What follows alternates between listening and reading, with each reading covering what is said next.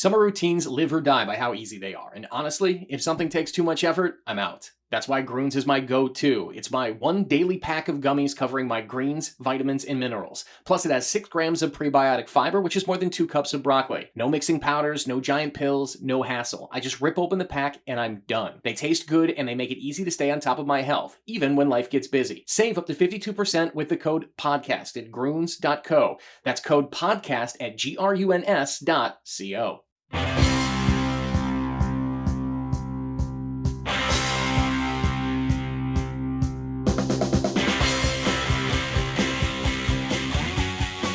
Hi, everybody. This is Dawn Mitchell, and welcome to Dawn of Sports. Today, I'm welcoming in a really good friend of mine that I have known for years. And let me tell you, I hope you are all just kind of getting your imaginations going. We'll put pictures out, but this artwork from Mark Rivard and what he's doing for education and sports all wrapped into one is fascinating. Is that a good enough tease? That's a good tease. I've been looking forward to this one. This is Dawn of Sports. She's Dawn Mitchell from Fox 9 and TalkNorth.com. I'm Jim Suhan from the Star Tribune and TalkNorth.com. We are coming to you from the Aquarius Home Services Studio. We also want to thank Lexus Boyzetta and Maplewood and Minnesota Masonic Charities. I'm not going to delay us any farther.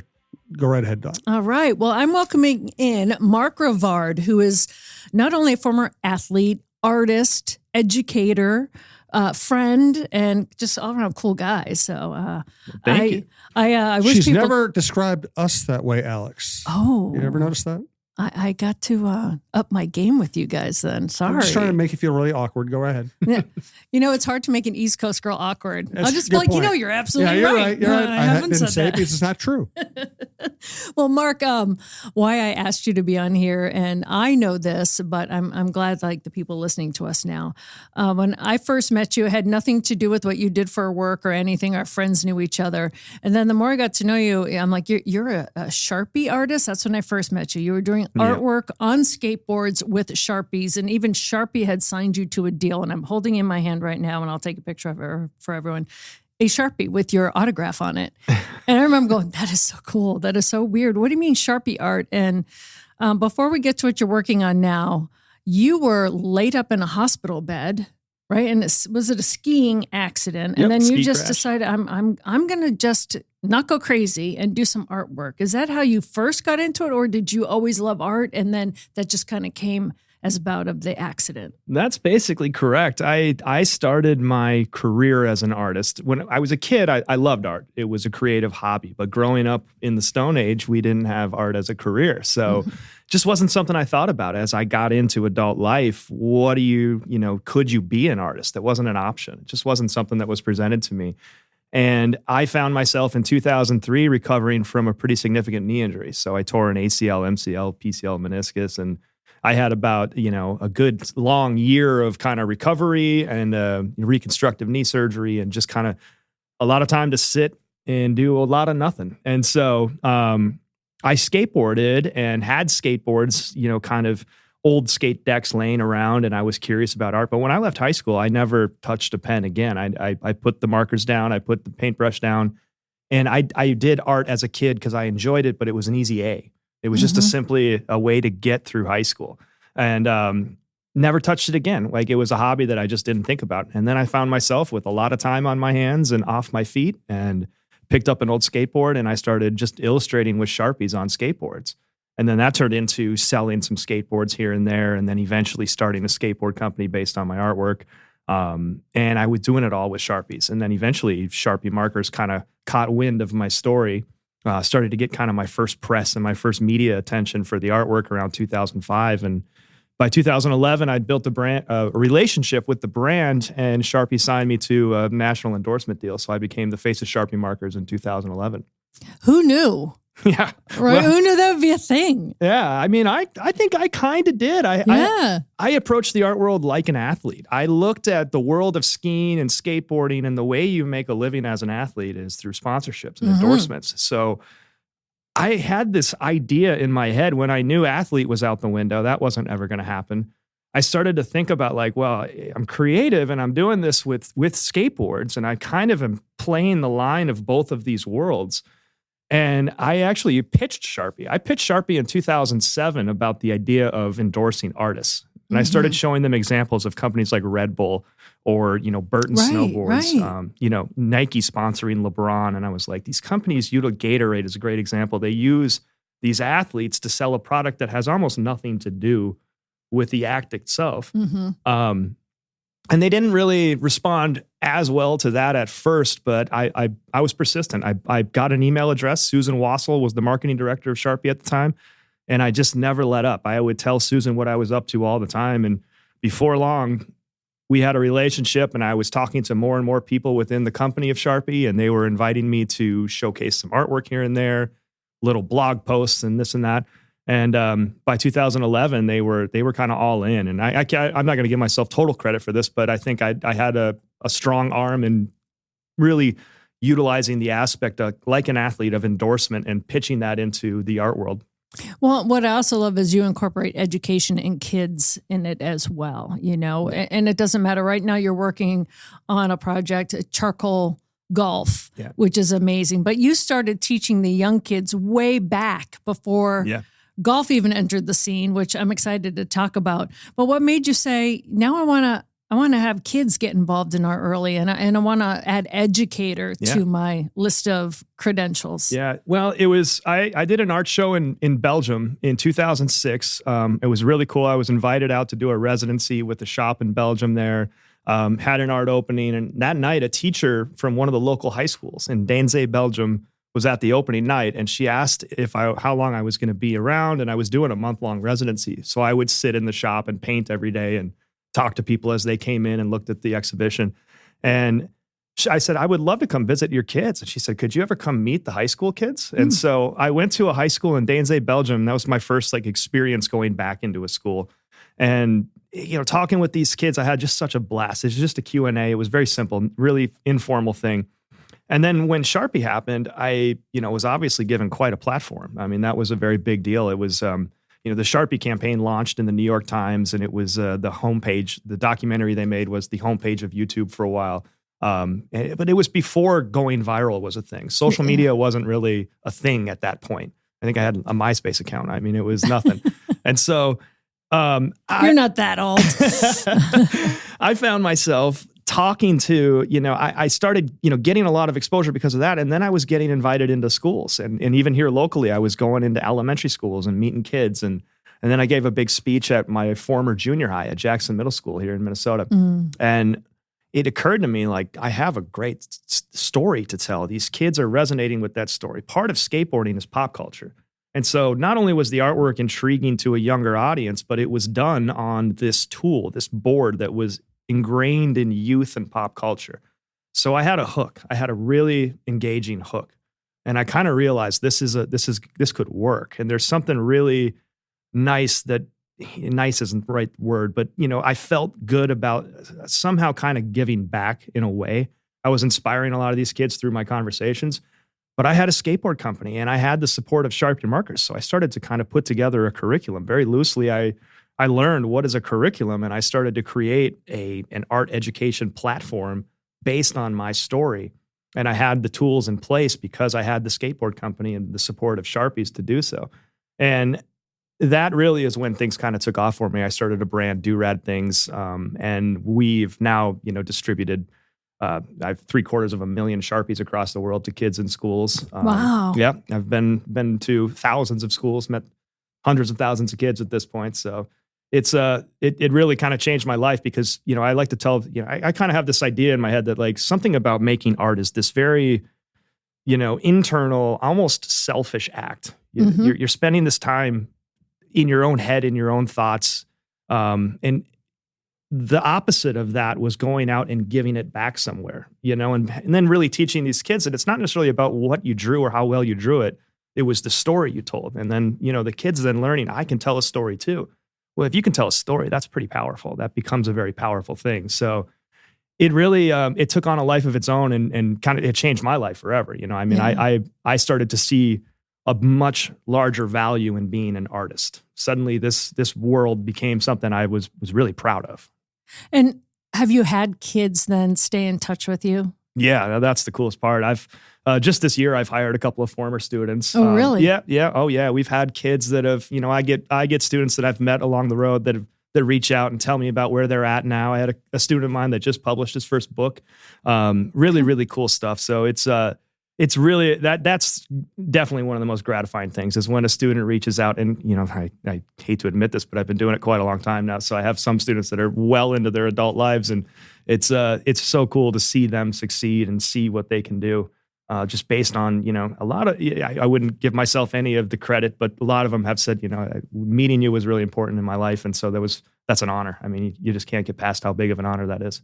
Well, just like art, music, sports, it touches people on levels where they may not have been open to beforehand, like, oh, I can't do art. I'm not a Michelangelo. It's like, no, you just have to express yourself. And we've seen history littered with people who couldn't find the words, but they could draw a picture about how they were feeling. Absolutely. And that can change their life. So you kind of have like a coaching tree now of people who have found themselves through art. Yeah, absolutely. That's kind of cool. Yeah. And you get to, the art is an interesting thing, but it's the stories that happen around that. And then for me, one of the most valuable aspects was that a lot of my art is rooted in sports. Mm-hmm. So I was able to kind of not just, build a connection to the art kid, in the school, the stereotypical art kid, but I also captured the attention of a lot of the athletes. And it was kind of like a 2-for-1, really. When you think about your audience, we suddenly, as a brand, Do Rad Things, I was able to kind of find a much broader audience because it was hitting on a lot of levels. All of a sudden, some kid that might be more of an athlete was still curious, but I was still servicing that student that is super, super introverted and creative. A couple of years ago, and I was talking with Eric Kendricks, formerly of the Vikings, and Eric Wilson, who's now back with the Vikings. What they would do in terms of a release away from football was art. Mm-hmm. And they would do a lot of art projects and do some really cool things. And I always thought, here they're grown men, and they're not afraid to say, like, what we go and we like paint, or we go and we make these art things, and people may not like them. Some are hanging up in our homes. Yep. And it's a nice release. And, to kind of get like the pro athletes, who are the cool guys, to open it up, I think that really showed other people like, there's other sides to these people as well. One of the best examples is the Air Force is my largest client. So I go on tour, I visit Air Force bases, and I bring skateboards and art Sharpies and art supplies, primarily to kids on base. It's called deployed affected. So these are students that are in that military system, the military brats, if you will, that get bounced around every 2 years to a new deployment. I was an Air Force brat. Were you? Interesting, yeah. And you could have benefited from Mark. I could have used them, yeah. When I started doing this, a lot of what I do is it is mental health work. Yeah. And I don't like to kind of, I try not to make that, too much of the marketing pitch or too much of the sales pitch. That's a benefit that's inherent. It's not something I'm going to really try to champion and be all about. It's just something that naturally happens. And the Air Force recognized this. And a couple of years after going on tour, I had visited, I've been to 138 Air Force bases around the world now. Wow. And 9 years on tour with them. And they came back and said, all of these adults on our bases want to do this program. The kids are loving it. Now the adults want to get involved here. And they said, could you do something for that? And I do a lot of work in suicide prevention in that space with a local organization called Shout Out Loud here. And I said, I definitely think I could, because so much of learning to draw and paint really for my own mental health was a big part of that. And I created a program called Boards and Brews, and I sold it to the Air Force, and I went on tour, and I would meet and speak at Air Force bases to the adults. And so before I knew it, I was looking at rooms full of fighter pilots and soldiers and generals. I mean, I had generals attending my programs at certain points, and I would joke with them, I'm going to task you tonight with the same thing I asked your third graders to do earlier today. And for 2 hours, I'd sit down in a room full of soldiers, generals, lieutenants, majors, colonels, and draw skateboards. Really? And it was the coolest thing in the world to watch that unfold and just watch like a room full of adults who I assumed would be curious about the story. When I get up and I do a lot of public speaking, that part's interesting. But then to see the results of it actually happen right in front of you, and you never really understand quite how impactful that art or that story can be until all of a sudden you've got a 3-star general drawing a skateboard with a Sharpie. So when you walk in that room, are you intimidated at first? Like that very first time, you're like, oh my goodness, I'm going to talk to these guys about like drawing on a skateboard. Yeah. Oh my gosh, like how'd you get past that? Yeah, I pinch myself every day. I'm like, I don't know what the hell I ever did, but I got comfortable with it. I've spoke, a lot of times at this point, so I'm very comfortable talking and telling my story, and it's almost like, I don't want to say it's acting. It's very much my story and it's real life, but you kind of go into character mode, right? In a way. Yeah. You become, after so many days on the road too, you get home and you're exhausted and it's just like, I kind of want to talk. I got to be done now. But I get that. Yep. But it is interesting that when I first started doing Air Force, especially, you're looking around and, these are fighter pilots and you're thinking, what in the world could I possibly bring to the table here? Levity, art, creativity. You created an outlet, and that's a powerful thing. It's very important. So everybody needs it. Everybody, no matter what you do. We're sitting here in the conference room, and we have some of Mark's art displayed in front of us. It's really interesting, beautiful stuff.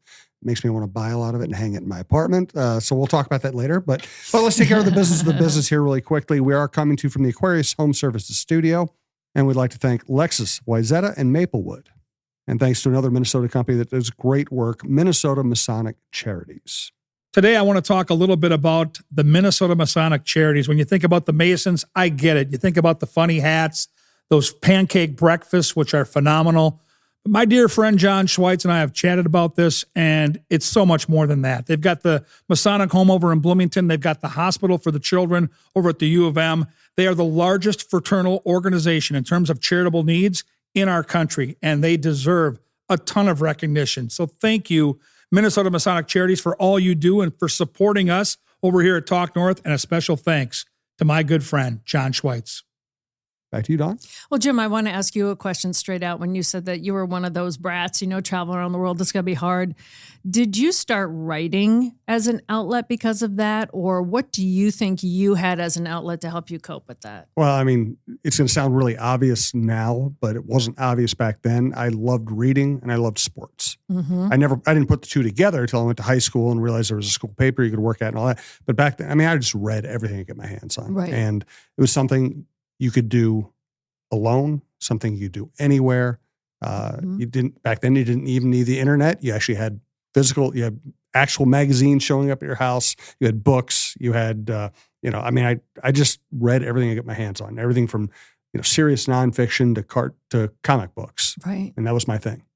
And I love sports, but again, I didn't really combine the two until much later in life. Right. Sometimes you don't even realize what you can do with what you like. And Mark, you brought that up, and Jim just said that something to do alone, right? Like the loneliness factor. And I'm not saying everyone who's alone is lonely. There is a big difference. Mm-hmm. But to kind of strike that inside someone's heart, that, okay, if you're alone or even lonely, you can do this. Like, here's an outlet. Yeah. How cool is that for you? It's incredible. Yeah. You get, it's one of the most powerful visuals I ever had was I was standing in front of a room full of 175 high school kids. And the superintendent of that, I did a residency at a school in New York, and there was, in one room, we had 175 kids working on skateboards at one time. And at the moment the superintendent and the principal came in to kind of see it, they spend money on these programs and these residencies. They want to know where their dollars are going. And they came in to see what this program was all about. And the moment that superintendent and the principal walked in the door, not planned, not scripted, 175 kids were dead silent, working on skateboards with their phones down. Wow. And the superintendent looked at me. He's like, what have you done? Yeah. And how can I replicate that? Yeah. And they were blown away. They were, and the reason for that, I think, is you give them something authentically interesting, and if you present it in a way that makes this thing feel, it's authentic. They understand pop culture and youth culture. So like I said, I always kind of have had that hook. But there's a way to kind of create this energy about it that makes every one of those students want to be there. Mm-hmm. And if you're doing it in sports, for example, I think is a really good way. Most of our students, especially if they get into high school and stuff, that's something they want to be engaged in. Mm-hmm. And I tell kids all the time, if you feel like you want that is a good route to kind of follow. If we can find ways to do things in our lives that ultimately, we all know what we're interested in, but we all have to do things we don't necessarily want to do, but, really hone in on the wants and like the things that pique your curiosity. If it engages you long enough, that's a pretty good win, especially at a young age with all of the distractions we have. And for me, it's kind of cool to tie it into golf in a weird way. I started playing golf just as a hobby. I mean, I never in a million years thought golf would be anything I'd do career-wise. And before I knew it, like this little hobby, I followed that path. And then I kind of thought, well, my talents are creative and I kind of have an eye for creating a business here. And before I knew it, like I was able to take this silly thing that was a dumb hobby of mine, going out and playing golf with my friends, and turn it into a business. Right. And now we're looking at really interesting ways of creating this dumb hobby of golf, turning it into an art business, turning it into a print business, and then finding ways now to give that back and creating.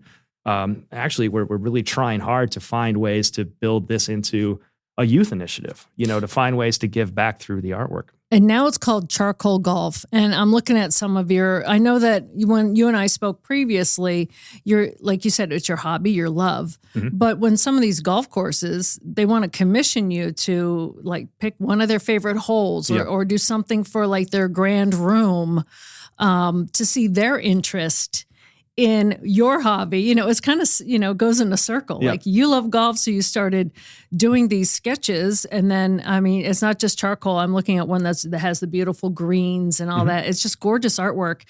And then they're like, oh, well, we want to buy that. Yeah. And so how did that come about? It was, I initially posted just a very quick sketch. I did this silly little project during COVID called the Postal Express Project, where I posted on my social media, anybody that Venmos me $10 and one word, I will mail you a sketch. But I'm not going to spend more than like 1 minute on this sketch. It was a joke. Yeah. Well, it worked. It kind of took off and it got some media attention and it was a feel-good story around COVID. And, the night that aired on the news, I had like 800 requests overnight. So I realized, well, this project is a brand in and of itself. So I created the Postal Express Project. And I had to cut it off. It was absurd for $10. It was just economically made 0 sense and it was just killing my time. Right. And so I cut it off and I said, I'm going to open it up once a year. So every December, which is kind of a slower month for me, the schools don't want to book much before, holiday break and all that. Every December for about 3 weeks, I say the Postal Express Project is open. But I bumped it up to $100 and it still is overwhelming. Yeah. And I did a really quick sketch. I was like, I won't spend more than 10, 15 minutes on these, but they're good sketches, and it's a piece of original artwork that you can get at an affordable price. And I got a request for a golf hole, number 17 at Edinburgh, USA here in Brooklyn Park. I painted that very quickly and I was kind of like, that was cool. I like that because I grew up at Edinburgh. Yeah. This is my home course. And so I started painting more. And then once I posted one of those, I got flooded with golf requests, 1 million requests for golf holes. Everybody has their favorite hole or their hole-in-one story. And I was doing these commissions, but it was, again, just not economical because I enjoyed it. I found myself spending 2-3 hours on a painting. And for the price, I was like, this doesn't make any sense. And, right. I was overwhelmed, just way too many requests. And then clubs started to kind of reach out. My friends and I, Pat Jacobson and Russ Olson, I got to give those guys a lot of credit. They are our two partners on Charcoal Golf. And Pat has a lot of relationships with these clubs and brands in the golf world. Russ Olson runs a major print shop and has access to scanners and printers. And so we kind of thought about it. The three of us got together and we were like, we have kind of the dream team here. We have the artwork, we have the partnership side, and we have a business that we can print on demand. We have no overhead, no inventory. And so wow, at pennies to the dollar, we started a business and a website. And the next thing I knew, I was getting requests from some of the biggest and best golf courses on the planet to come paint their courses. And so it took off. It went absolutely crazy. We call it Charcoal Golf. It's a business. It's its own business at this point. And it's been pretty remarkable to see the rise from that. I just came back from Prairie Dunes Country Club, which is consistently ranked in the top 20 in the world. And I give them a lot of credit as well. Prairie Dunes first saw one of my paintings and they reached out over social media and said, "Who are you? What is this? And are you selling that? Because we didn't give you permission." And, there's some legality to that. Yeah. And I said, "No, you definitely, you didn't, but I think maybe we could, right?" And I was like, "Are you interested in this? Maybe let me paint you a hole and let's see if we can build a partnership." And this is where the partnership idea started. And Prairie Dunes totally to their credit, just said, this is a random dude that doesn't have a business, but we want him to paint something for us. So I painted it. We put out a print release of the hole that I did there. It was 12 and 13, this turn there. And they loved it. And they came back to me and kind of blew my mind. They said, we want to buy 9 paintings up front that we're going to hang in the front entrance of Prairie Dunes Country Club. Yeah. So sight unseen, they commissioned me to paint 9 of the original holes at Prairie Dunes Country Club. It's called the Maxwell Collection. It was Perry Maxwell's original 9 holes from 1937.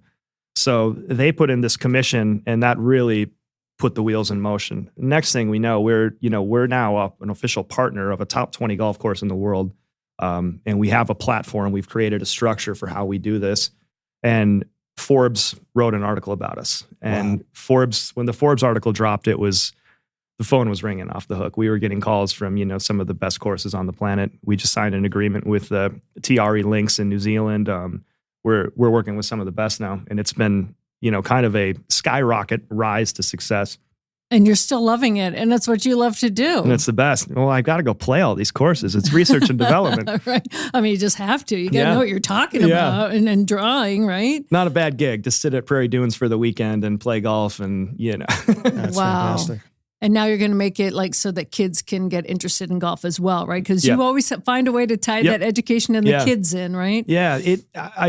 What I started to think about as I was talking to some of these clubs, and let's not sugarcoat it. We're talking to a lot of money. Mm-hmm. We're talking to a lot of privilege, and the thing I've always been most proud of in my career was being able to turn a silly illustration on a skateboard into something that was impactful to hundreds of thousands of kids, and creating an educational model that is in play today at schools all over the world. I call it experiential learning, and that model is happening in schools everywhere.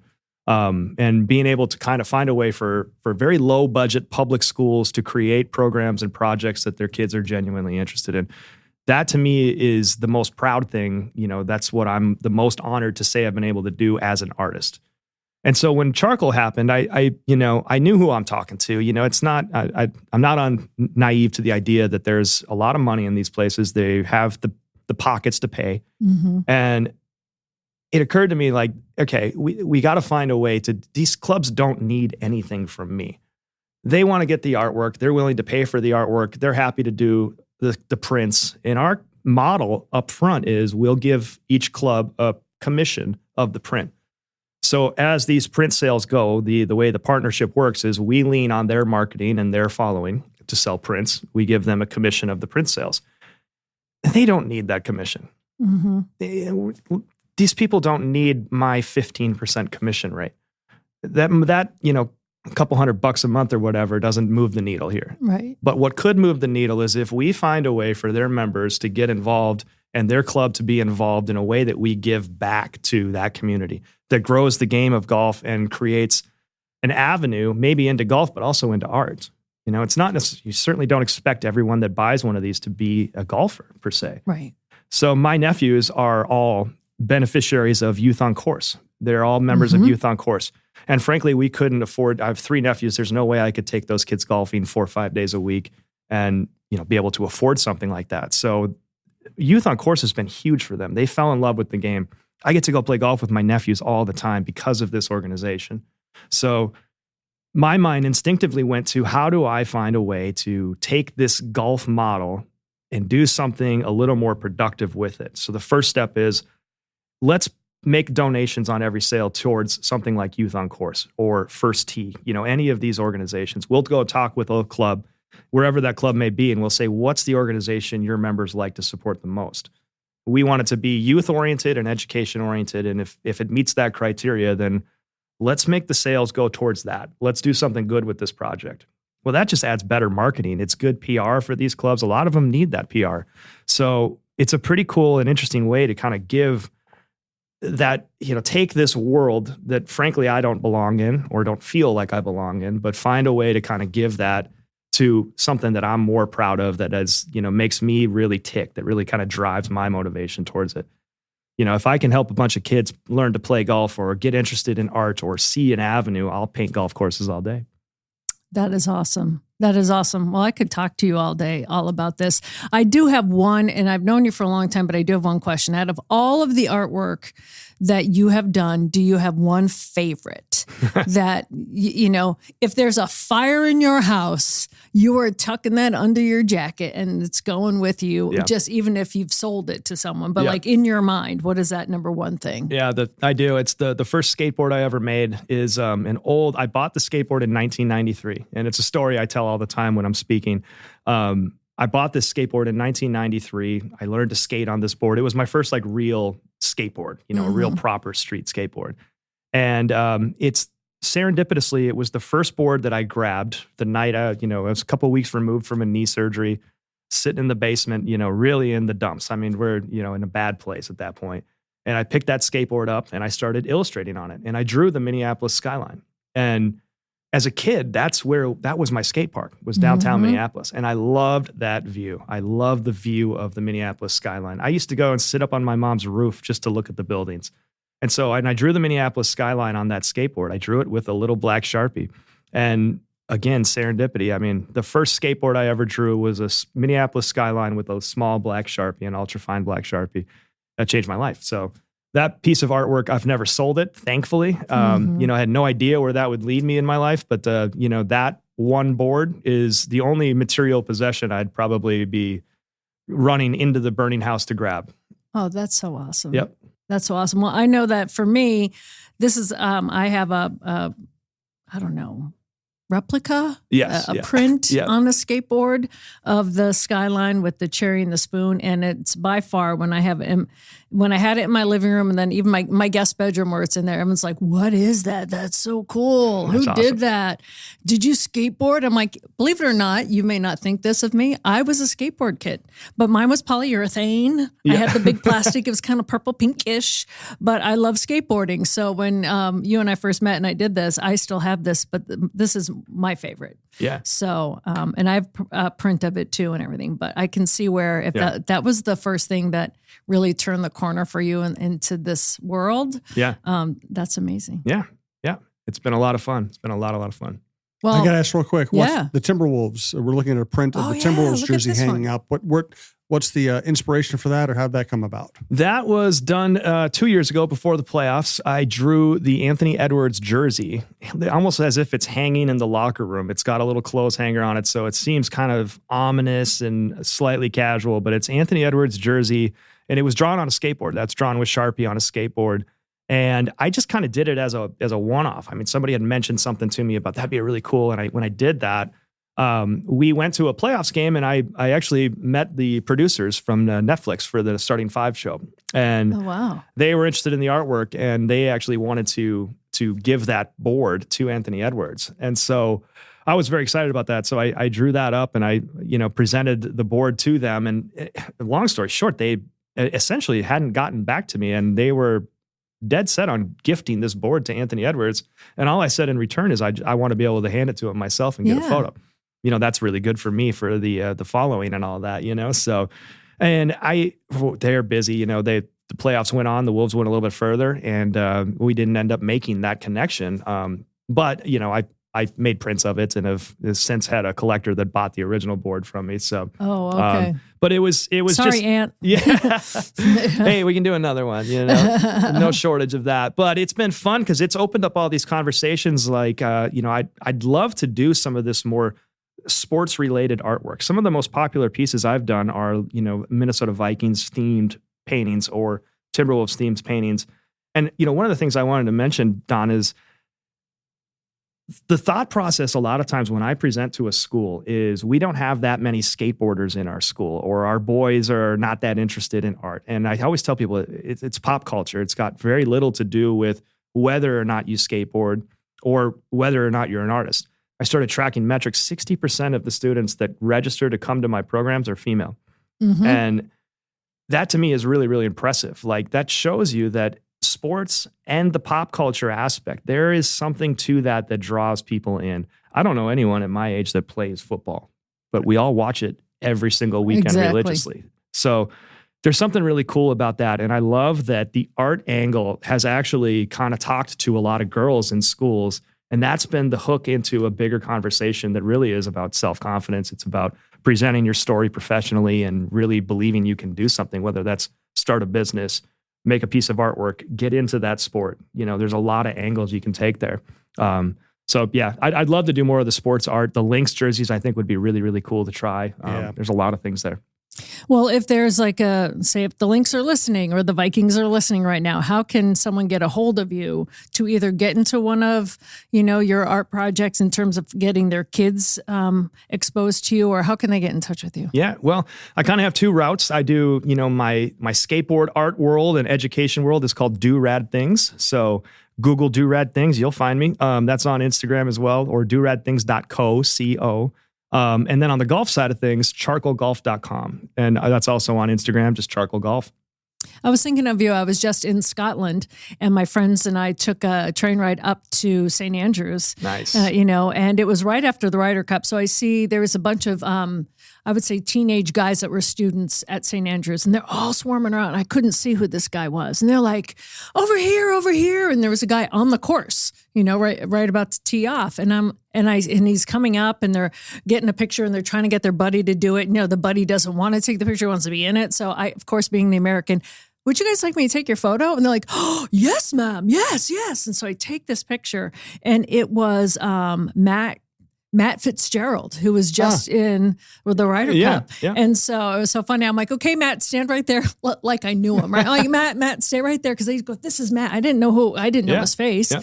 And then I saw his bag, and taking these pictures, and it made me feel like golf is alive and well for young people, because here they are, college students, maybe freshman or sophomore. They were young, and they were loving it, and they were so excited that they got the picture. And Matt, he couldn't have been more fantastic with them. So I'm like, wow. And so I kept thinking, you need to go there and draw absolutely. Something there. So well, I just finished a painting for a little course in Scotland. I can't talk about it yet. Okay. All right. Well, you have to come back and tell us show. about it. Yeah. Absolutely. Well, Mark Rivard, thank you so much. We're going to take some pictures. So if you guys are wondering, I want to see that picture of the Wolves jersey or everything, we will post this when we post the podcast. And we'll definitely have you on again when you can speak about the secret Scottish course. Yeah, there's some good ones coming. All right, thanks, Mark. Thank you really so much. Appreciate it. Thanks for having me.